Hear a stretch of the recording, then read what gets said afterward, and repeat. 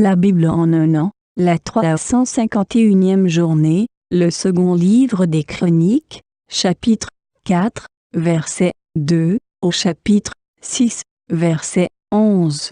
Le livre des Psaumes, chapitre 136, versets 1 à 26. Le livre des Proverbes, chapitre 30, verset 14. L'Apocalypse, chapitre 8, versets 1 à 13. 2 Chroniques, chapitre 4. Il fit la mer de fonte. Elle avait 10 coudées d'un bord à l'autre, une forme entièrement ronde, 5 coudées de hauteur, et une circonférence que mesurait un cordon de 30 coudées. Des figures de bœufs l'entouraient au-dessous de son bord, 10 par coudée, faisant tout le tour de la mer. Les bœufs, disposés sur 2 rangs, étaient fondus avec elle en une seule pièce. Elle était posée sur 12 bœufs, dont 3 tournaient vers le nord, 3 tournaient vers l'occident, 3 tournaient vers le midi, et 3 tournaient vers l'orient. La mer était sur eux, et toute la partie postérieure de leur corps était en dedans. Son épaisseur était d'un palme, et son bord, semblable au bord d'une coupe, était façonné en fleurs de lys. Elle pouvait contenir 3000 battes. Il fit 10 bassins, et il en plaça 5 à droite et 5 à gauche, pour qu'ils servissent aux purifications. On y lavait les diverses parties des holocaustes. La mer était destinée aux ablutions des sacrificateurs. Il fit 10 chandeliers d'or, selon l'ordonnance qui les concernait, et il les plaça dans le temple, 5 à droite et 5 à gauche.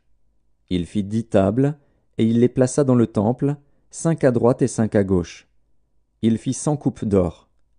Il fit le parvis des sacrificateurs, et le grand parvis avec ses portes, dont il couvrit d'airain les battants.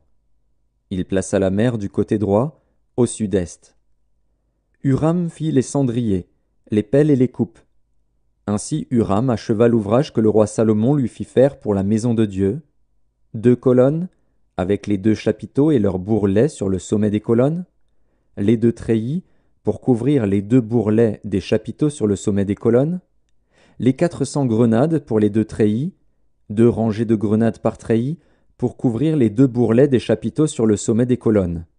Les 10 bases, et les 10 bassins sur les bases, la mer, et les 12 bœufs sous elle, les cendriers, les pelles et les fourchettes.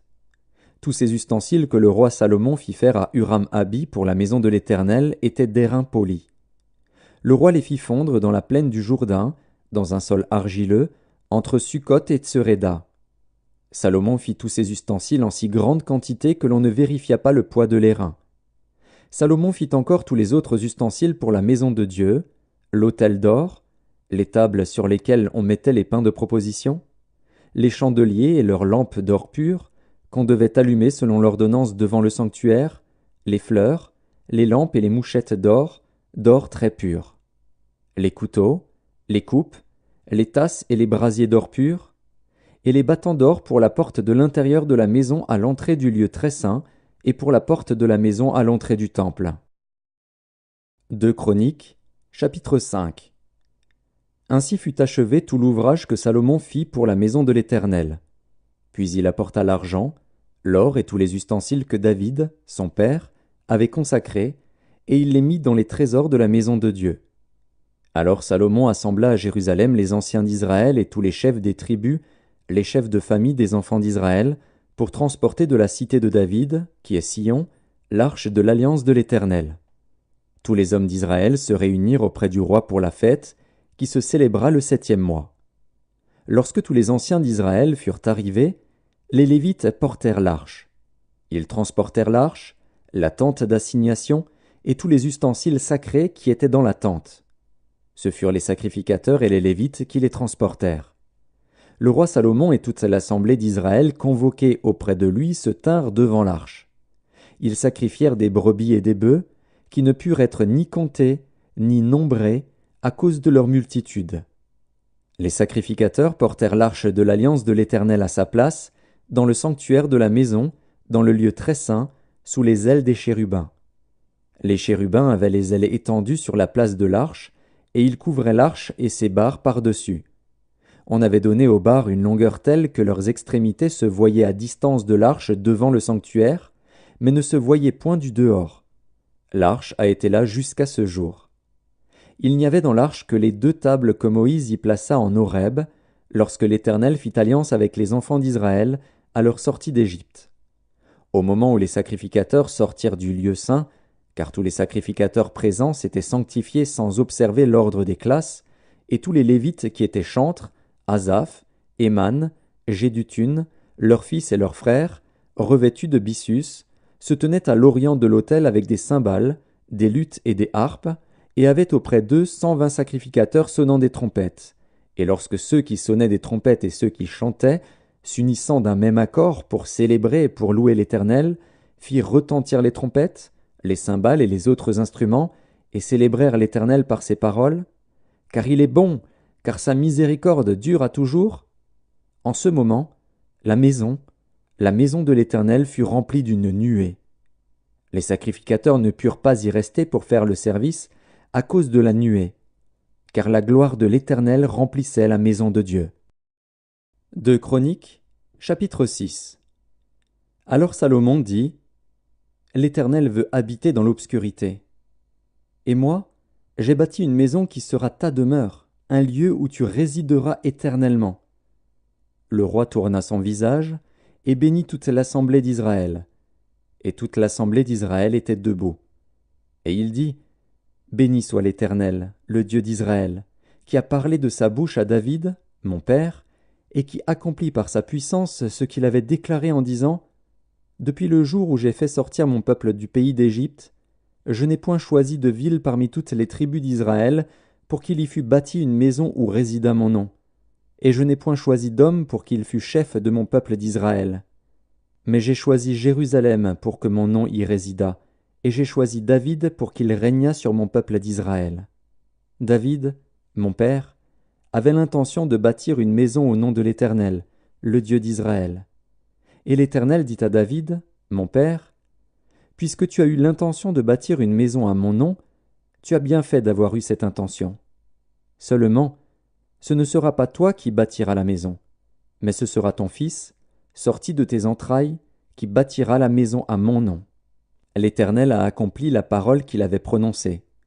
Je me suis élevé à la place de David, mon père, et je me suis assis sur le trône d'Israël, comme l'avait annoncé l'Éternel, et j'ai bâti la maison au nom de l'Éternel, le Dieu d'Israël. J'y ai placé l'arche où est l'alliance de l'Éternel, l'alliance qu'il a faite avec les enfants d'Israël. » Psaume 136.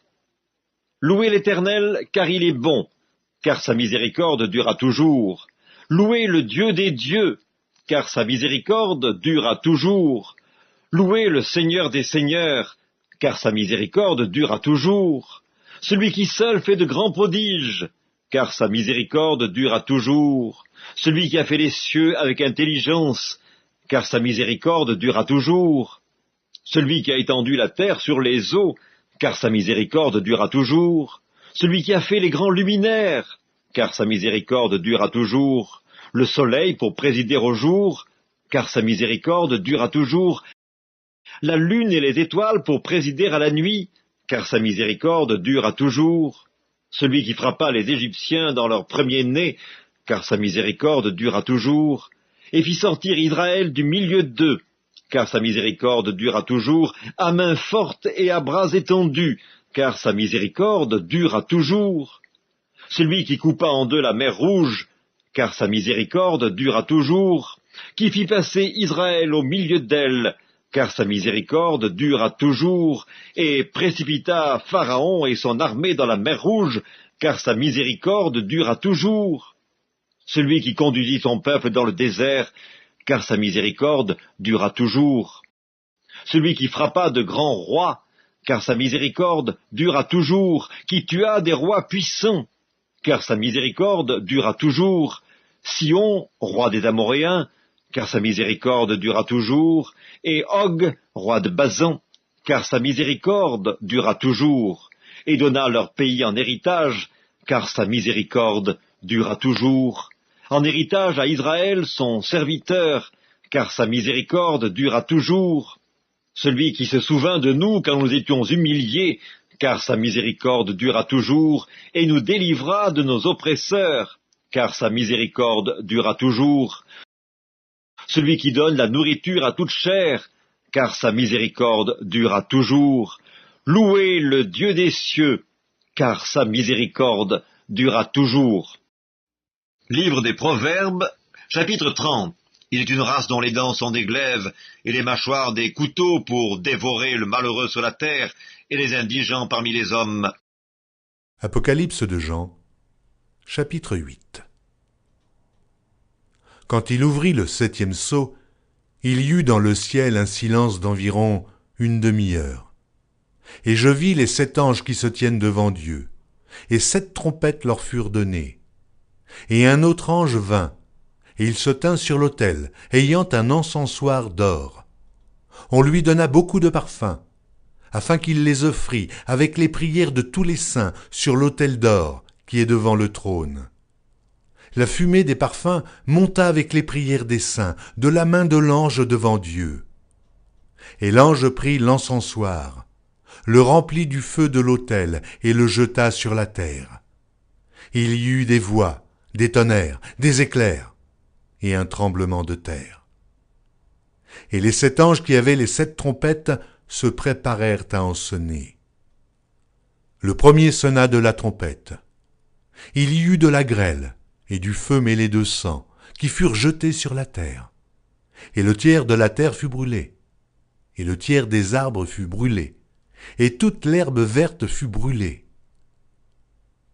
Le second ange sonna de la trompette, et quelque chose comme une grande montagne embrasée par le feu fut jetée dans la mer. Et le tiers de la mer devint du sang, et le tiers des créatures qui étaient dans la mer, et qui avaient vie mourut, et le tiers des navires périt. Le 3e ange sonna de la trompette, et il tomba du ciel une grande étoile ardente, comme un flambeau, et elle tomba sur le tiers des fleuves et sur les sources des eaux. Le nom de cette étoile est Absinthe, et le tiers des eaux fut changé en absinthe. Et beaucoup d'hommes moururent par les eaux, parce qu'elles étaient devenues amères.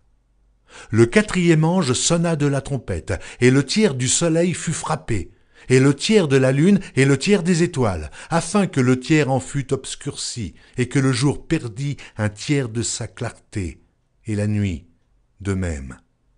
Je regardai, et j'entendis un aigle qui volait au milieu du ciel, disant d'une voix forte, « Malheur, malheur, malheur aux habitants de la terre, à cause des autres sons de la trompette des 3 anges qui vont sonner. »